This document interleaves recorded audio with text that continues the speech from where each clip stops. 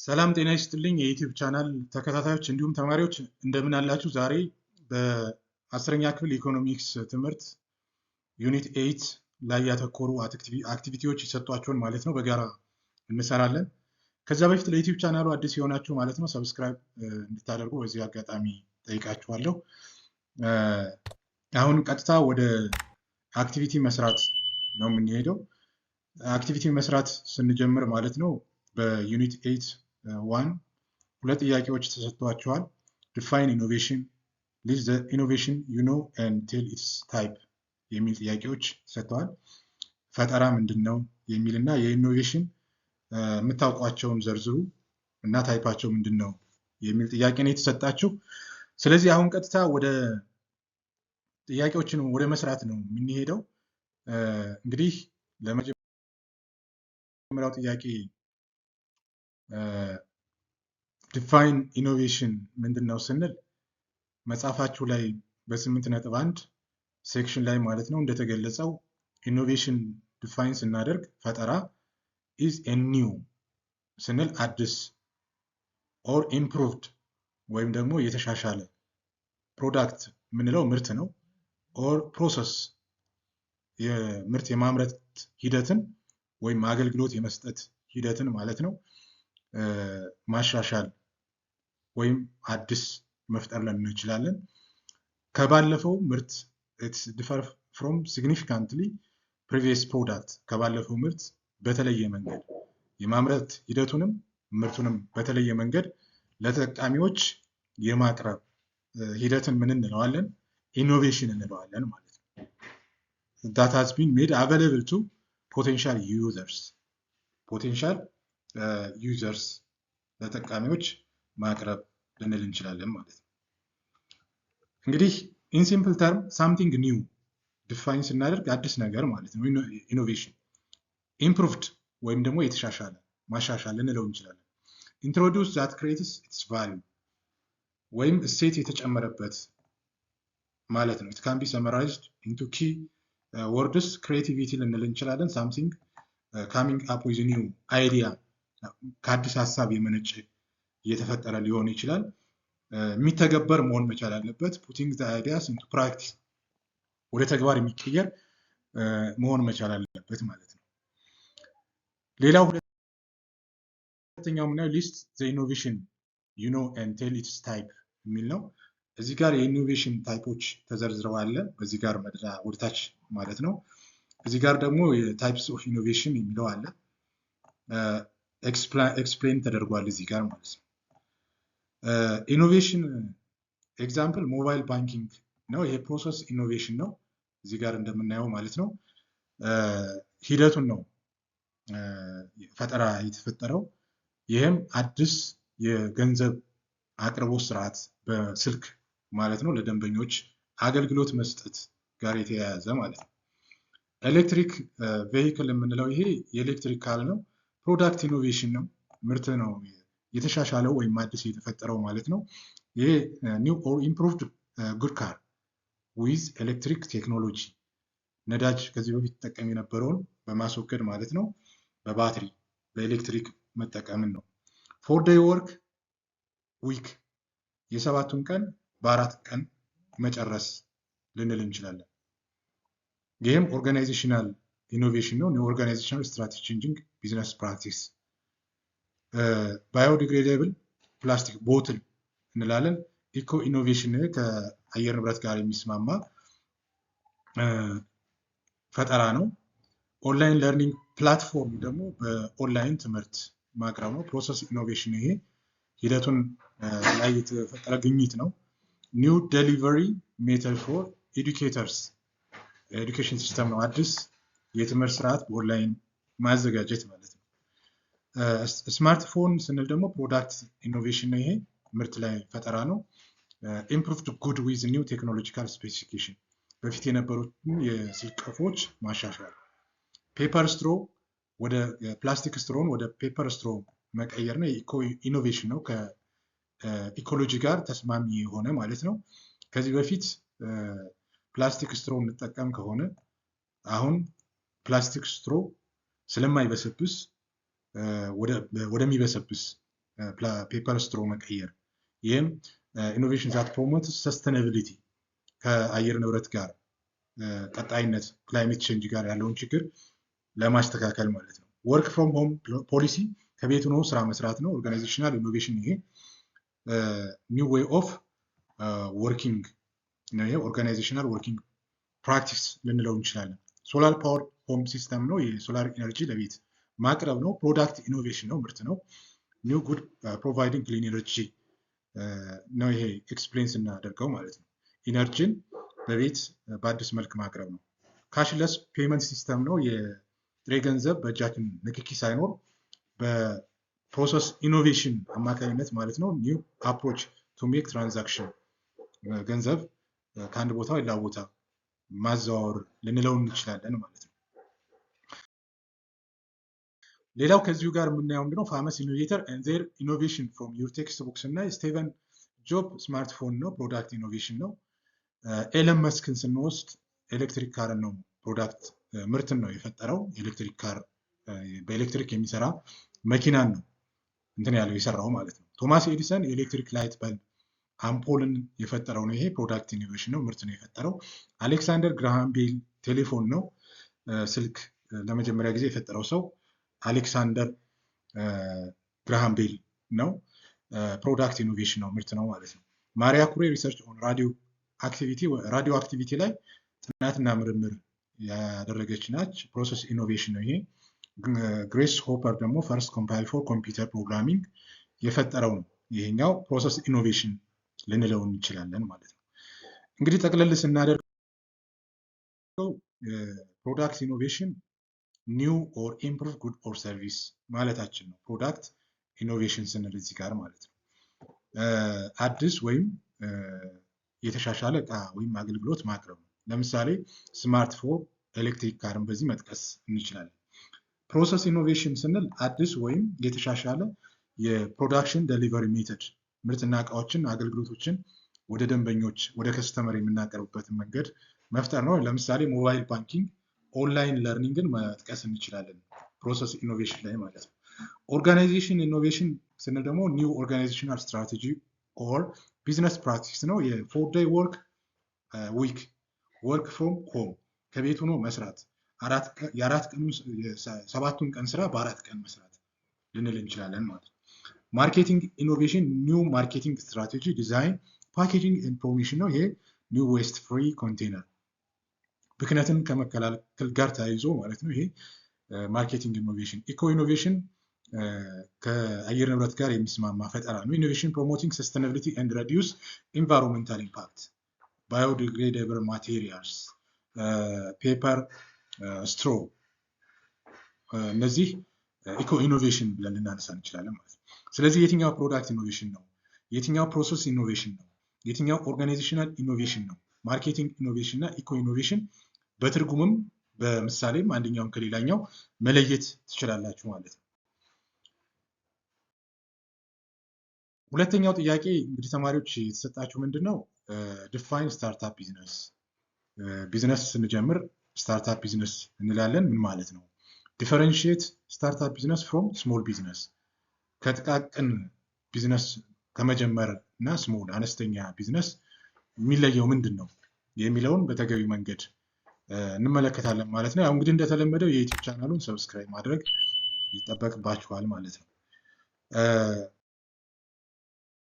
ስታርታፕ ቢዝነስ ስንል ምን ማለት ነው? ስታርታፕ ኢዝ ኤኒ ካምፓኒ ኢን ዘ ኢኒሺያል ስቴጅ ኦፍ ኦፕሬሽን ኤክስፔክቲንግ ሲግኒፊካንት ግሮዝ ኢን ዘ ኒር ፊውቸር።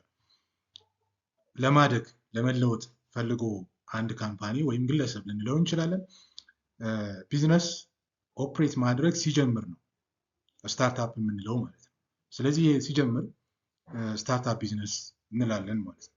ስታርታፕ ፎከስ ፕራይመሪ ቶፕ ኢንድ ረቨኑ ኤንድ ራፒድ ግሮዝ ፖቴንሻል። ትርፍን ወዲያውኑ ለማግኘት ብሎ አይደለም ስታርታፕ ቢዝነስ የሚጀምረው፣ ለእድገት ነው። ራፒድ ግሮዝ ፖቴንሻል ለማምጣት ነው የሚጀምረው ማለት ነው። they are considered temporary business model where its focus scaling up quickly፣ ማደግ ላይ ነው ትኩረት የሚያደርገው ማለት ነው። ስታርታፕ ኤም ቱ ኦብቴን አዝ ማች ማርኬት ሼር ነው።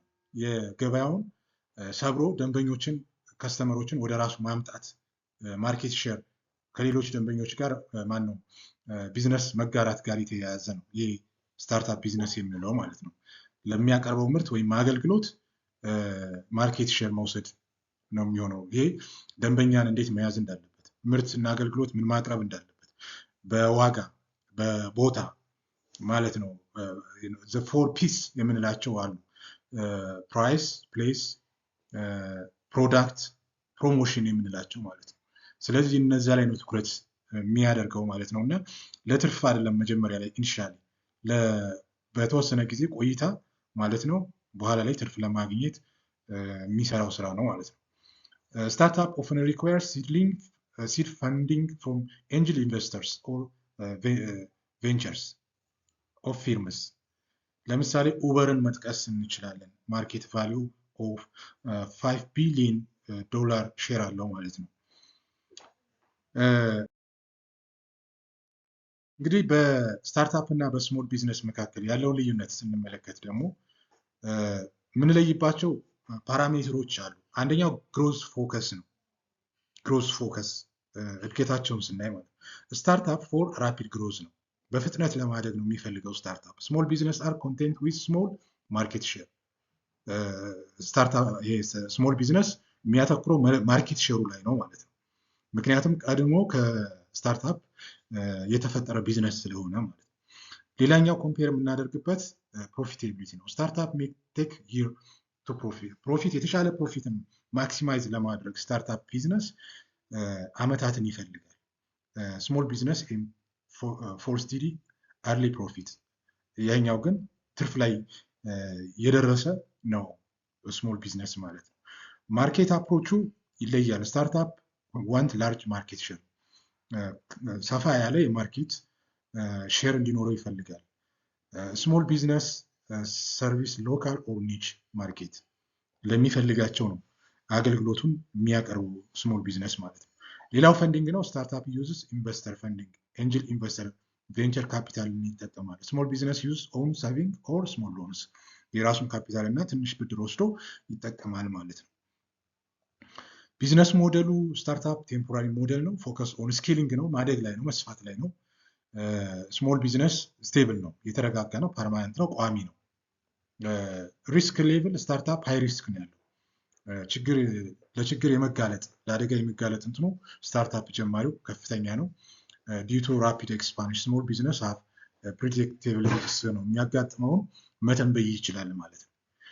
እንግዲህ ኤግዛምፕል የምንወስደው ኡበር፣ ኤርቦን አር ስታርታፕስ፣ ሎካል ሬስቶራንት፣ ኔበርሁድ ሾፕስ አር ስሞል ቢዝነስ ሊሆኑ ይችላሉ። እንደ ምሳሌ ዞሮ ዞሮ ጀማሪ ቢዝነስ ልንል እንችላለን ማለት ነው። ስታርታፕ ማለት ነው። እንግዲህ ተማሪዎች አክቲቪቲ 8.2ን በዚህ መንገድ ሰርተናል። ቀጣይ ደግሞ 8.3ን እንሰራለን። ያው እንደተለመደው የዩቲዩብ ቻናሉን ሰብስክራይብ ማድረግ ይጠበቅባችኋል ማለት ነው። እንግዲህ ሁለት ጥያቄዎች ተሰጥተዋችኋል በ8.3 ኮምፔር ኤንድ ኮንትራስት ዘ 3 ታይፕስ ኦፍ ቢዝነስ ኦርጋናይዜሽን። 3 የቢዝነስ ኦርጋናይዜሽኖች አሉ፣ አንደኛውን ከሌላኛው አወዳደራችሁ ለዩ ነው የሚለው። ሁለተኛው ሊስት አትሊስት ዋን ቢዝነስ ኦርጋናይዜሽን ፍሮም ዩር ሎካሊቲ ፍሮም ዘ 3 ታይፕስ ኦፍ ቢዝነስ ነው የሚለው። ከተዘረዘሩት ከሶስቱ አይነት በአካባቢያቸው ከሚገኙ አንዱን ወስዳችሁ ዘርዝሩ ነው እና ሪፖርት እንድታዘጋጁ ነው የሚጠይቃችሁ ማለት ነው። እንግዲህ ኮምፓሪዥን የመጀመሪያው ጥያቄ ላይ ስንመለከት ስሪ እንትኖች ታይፕስ ኦፍ ቢዝነስ ኦርጋናይዜሽን አለ። 3 እነማን ናቸው ብለን ስንወስድ ሶል ፕሮፕራይተርሺፕ ነው አንዱ። ያ ማለት በግለሰብ ደረጃ አንድ ሆኖ የሚመሰርተው ማለት ነው። ኦውንድ ኤንድ ማኔጅድ ባይ ዋን ፐርሰን ዊዝ አንሊሚትድ ላያቢሊቲ ኤንድ ፉል ኮንትሮል ኦቨር ኦል ዲሲሽን። አንሊሚትድ ላያቢሊቲ ነው ያለው፣ ሁሉንም ነገር በራሱ ነው መቆጣጠር የሚችለው ማለት ነው። አደጋም ሲገጥመው ትርፍም ሲያገኝ የሚወስነው ራሱ ግለሰቡ ነው ማለት ነው። ሁለተኛው ፓርትነርሺፕ ነው። ይሄ 2 እና ከ2 በላይ የሆኑ ሰዎች ሼር ፕሮፊት ትርፍንም ለመከፋፈል የሚገጥም አደጋንም ለመጋራት እና አስተዳደሩንም ሙሉ ኃላፊነት በመውሰድ በስምምነት ማለት ነው የሚመሰርቱት ነው። እዚህ እንደሚያሳየው ከ2 እስከ 20 ሊል ይችላል፣ ግን ቁጥሩ ከዛም በላይ ሊጨምር ይችላል። ፓርትነርሺፕ ማለት ነው። ሶስተኛው ኮርፖሬሽን ነው።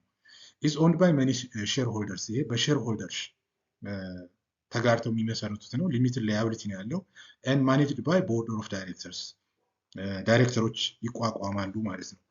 ሶል ፕሮፕራይተርሺፕ and partnership have unlimited liability እዚህ ጋር እንደምንረዳው ሁለቱ ማለት ነው unlimited liability ነው ያለው persons assets at risk while corporation is limited liability።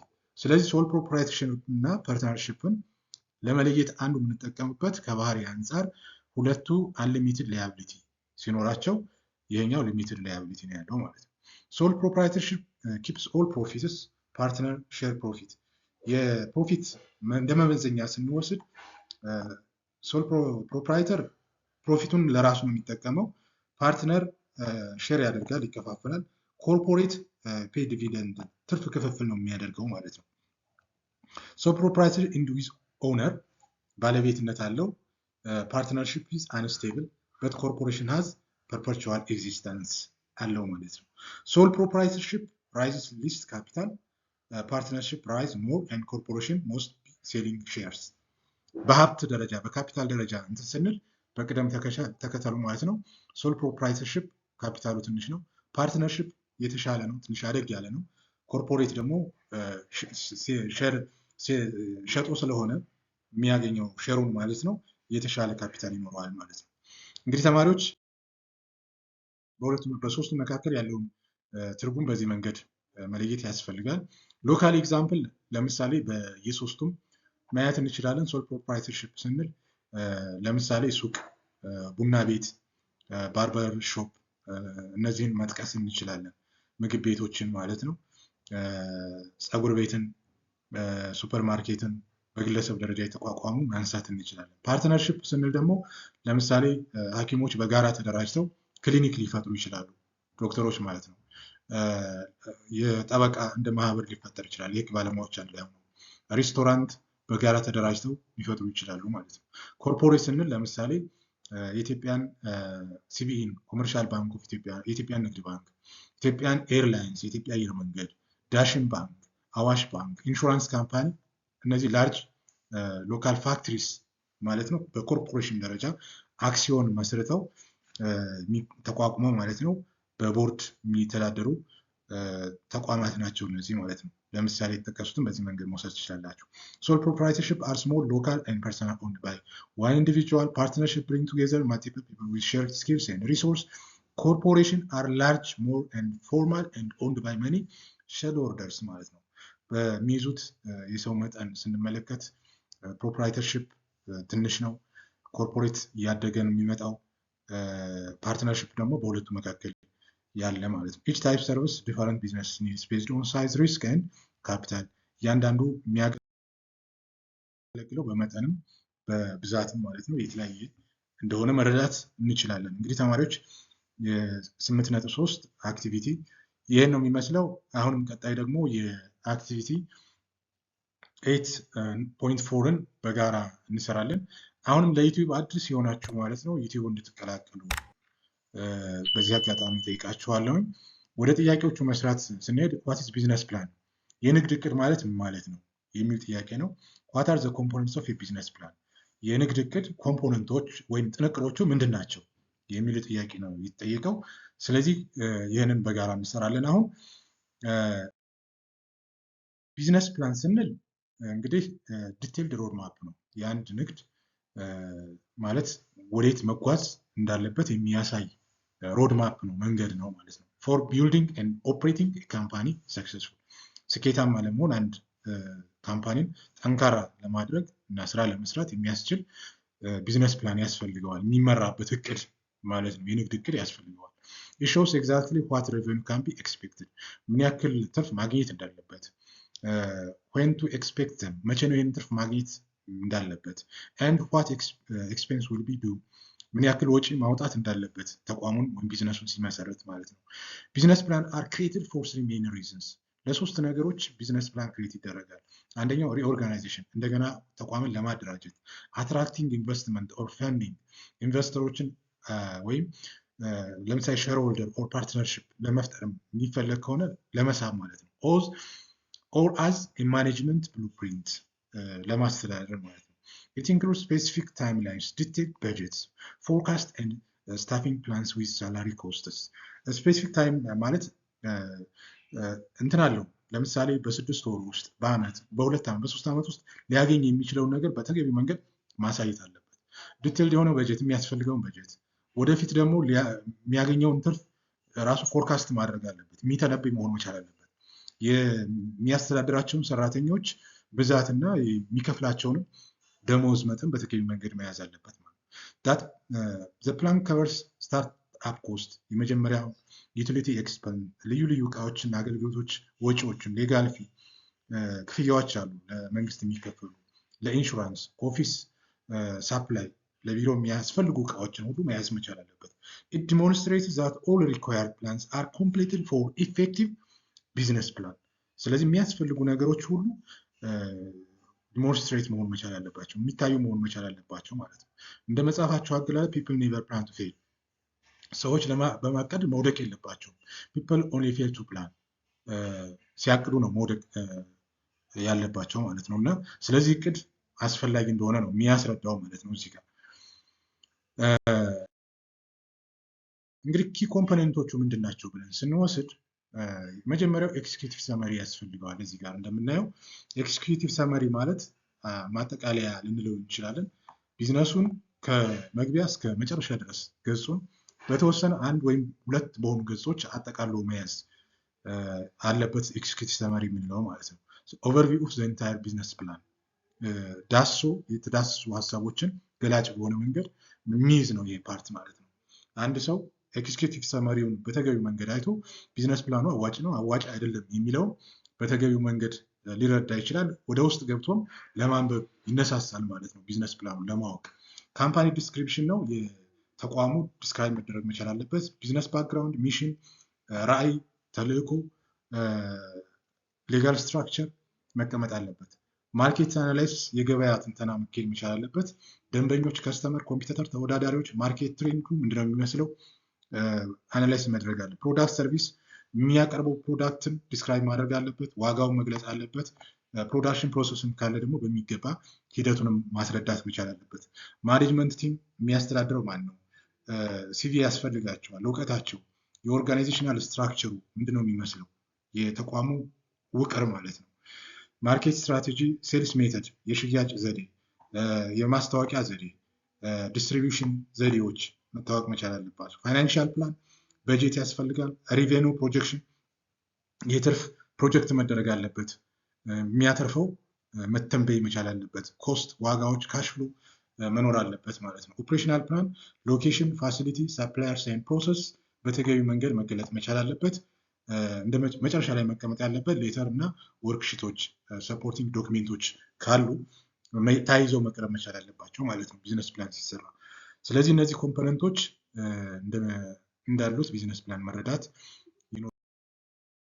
ይኖርባችኋል ማለት ነው። እንግዲህ በዚሁ ጋር ተያይዞ በደንብ መረዳት ያለባችሁ ዲፈረንስ ቢትዊን ፊዚቢሊቲ ስተዲ እና ቢዝነስ ፕላን ምንድነው ልዩነቱ የሚለውን ስንመለከት ፊዚቢሊቲ ስተዲ ምንድነው? አስክ ዊል ኢት ወርክ የሚል ጥያቄ ነው ያለው እዚህ ጋር እንደምናየው ማለት ነው። ሾው ኢፍ ፕሮጀክት ኢዝ ፊዚብል አዋጭ ነው አዋጭ አይደለም የሚለውን ለማየት ነው። ኪክ ኤንድ ጀነራል ፎርማት ነው ይሄ። ሎወር ኮስት ነው። ኦልሞስት 20% ኦፍ ቢዝነስ ፕላኑን ነው ኮስት ሲታይ 5 ጥያቄዎችን በሚገባ መመለስ ይኖርበታል። ፊዚቢሊቲ ስተዲ ማለት ነው። እነዚህ 5 ጥያቄዎች ምንድን ናቸው የሚለውን መጽሐፋችሁ ላይ በሚገባ ተቀምጠዋል፣ ማየት ይኖርባቸዋል። ቢዝነስ ፕላን ስንል ደግሞ how will make it work የሚለውን ይመልሳል ማለት ነው። show detailed roadmap for implementation, detailed and comprehensive, higher cost, contains full documentation and appendix። ቅድም የነገርኳችሁን እዚህ ጋር የተቀመጡትን ማለት ነው የጥንቅሮችን የቢዝነስ ፕላን ጥንቅሮችን በሚገባ የያዘ መሆን መቻል አለበት ማለት ነው። እንግዲህ ተማሪዎች 8.4 ላይ የተሰጧችሁን አክቲቪቲዎች በተወሰነ መንገድ በዚህ መንገድ ለማስረዳት ተሞክሯል። እንግዲህ እናንተም መጽሐፋችሁን በሚገባ አንብባችሁ ማለት ነው የተሻለ ግንዛቤ ይዛችሁ ጥያቄዎቻችሁን መስራት ትችላላችሁ። በእኔ በኩል ስላዳመጣችሁን እጅግ አድርጌ አመሰግናለሁ።